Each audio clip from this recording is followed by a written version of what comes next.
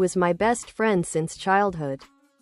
But one day I suddenly realized that somewhere along the way, the laughter we shared had turned into something deeper, something I couldn't quite name without my heart trembling.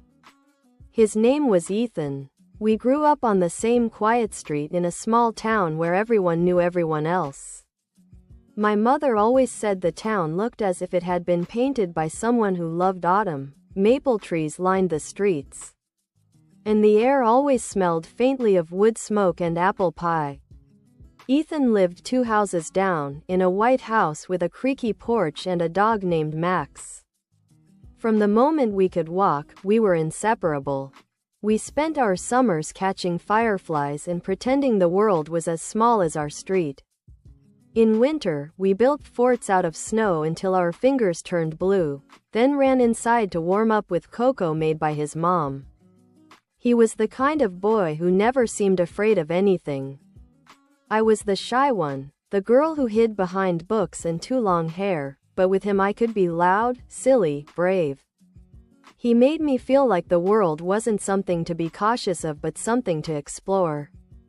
When we were 10, we buried a small time capsule under the big oak tree in the park, a couple of silly notes, a photo booth picture, and a candy wrapper he swore would be worth millions one day.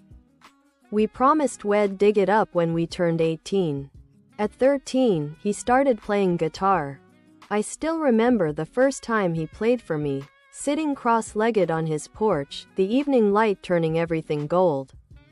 He wasn't good yet, but he sang like he meant every word, even when it was just nonsense lyrics about our dog Max or the old ice cream truck that drove by at 4 p.m.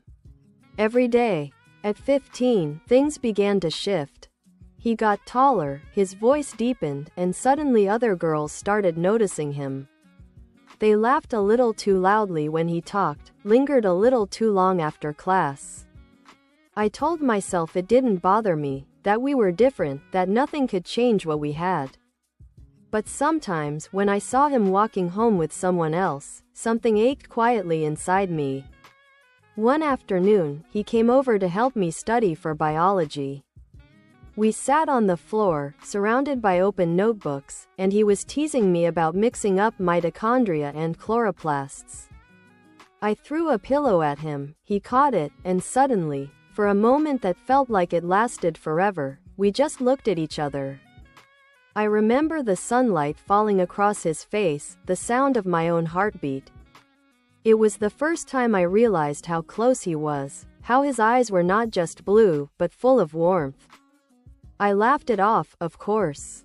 But that night, lying in bed, I replayed the moment again and again until sleep finally found me.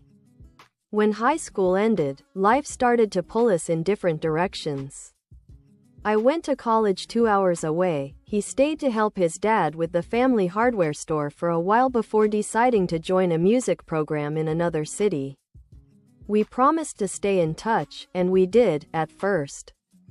Long calls that lasted past midnight, text messages full of dumb jokes and memories. But then came the quiet gaps between them. He met new people. So did I. There were exams, part-time jobs, days that blurred into weeks. I missed him more than I let myself admit. A few years later, I came home for the summer. The town was the same coffee shop, the same park, the same soft rhythm of days, but I felt different. Older, maybe lonelier. I was walking back from the farmer's market one morning when I heard someone calling my name. It was him. Ethan stood by that same white house, holding Max's leash, though Max was slower now, gray around the muzzle. Ethan smiled, and for a moment it was as if no time had passed at all. We spent that summer rediscovering each other. Coffee runs turned into long walks. Walks turned into long drives down country roads with the windows rolled down, music filling the air. We talked about everything and nothing, about how college was harder than we thought, about the dreams we hadn't yet chased. But there was something unspoken between us now, a current that hummed beneath the surface. Sometimes, when he looked at me, I felt that same flutter in my chest it felt years ago on his bedroom floor. One evening, near the end of August, we sat by the lake, watching the sun sink behind the trees. The sky was painted in shades of pink and gold, the water calm enough to mirror our faces. He said, "Do you ever think about the time capsule?" I laughed softly. "Of course. I think it's still under that old oak tree. Though it's probably just dirt and candy dust by now." "Let's find out," he said. We went to the park the next day, shovels in hand, like kids again. It took us a while, but we found it, the little tin box rusted but still whole. Inside, the photo strip had faded, but our faces were still there, two kids grinning with ice cream-stained mouths. My note said, "Don't forget to chase the sunsets." His said, "I'll always look out for you." I don't know what it was about reading those words, but something broke open inside me. All the years, the laughter, the late-night talks, the missed moments, they all came rushing back. He looked at me then, the same way he had all those years ago in my bedroom, sunlight spilling across his face. "I never stopped looking out for you," he said quietly. And suddenly I couldn't pretend anymore. I felt tears prick my eyes, not sad ones, just the kind that come when something true finally finds its voice. "I missed you," I whispered. He smiled, that slow, warm smile that always made me feel safe. "I missed you too." There wasn't a big, dramatic confession.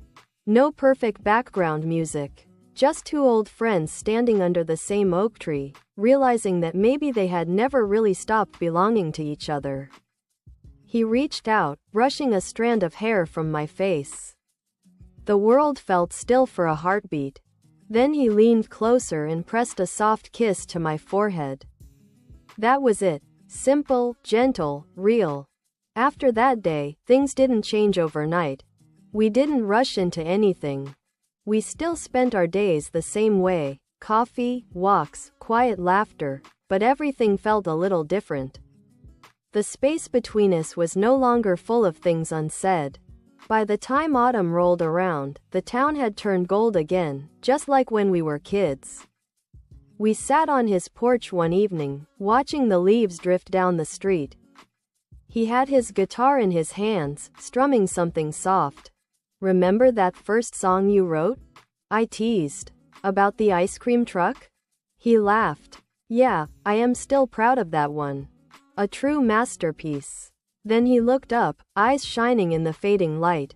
"You know, I started writing a new song." "What's it about?" He smiled. "You."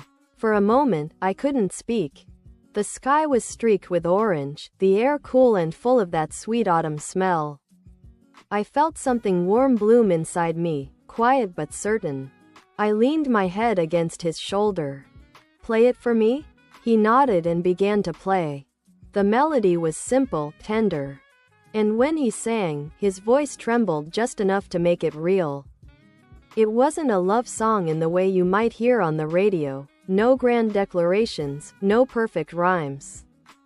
It was just a story, our story, about two kids who grew up side by side, who got lost for a while, and who somehow found their way back to each other.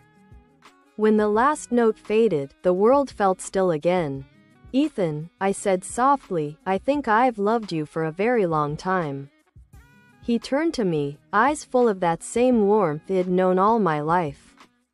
"I know," he said, smiling. "I think I've been waiting for you to realize it. We didn't need anything else after that. No promises, no labels, just the quiet certainty that something beautiful had finally come full circle." The next morning, we walked to the park again. The oak tree stood tall, leaves whispering in the wind. He took my hand, our fingers fitting together like they had always meant to. For the first time, I wasn't just walking beside my best friend. I was walking beside the person I loved, someone who had been part of every season of my life, every laugh, every tear. As we stood there, sunlight breaking through the branches, I realized that love doesn't always arrive suddenly. Sometimes it grows quietly, patiently, like the roots of an old tree, steady, unseen, until one day you look up and realize it's been there all along. And so, under that same oak tree where we had buried our childhood dreams, I kissed him, soft, slow, certain. It felt like coming home.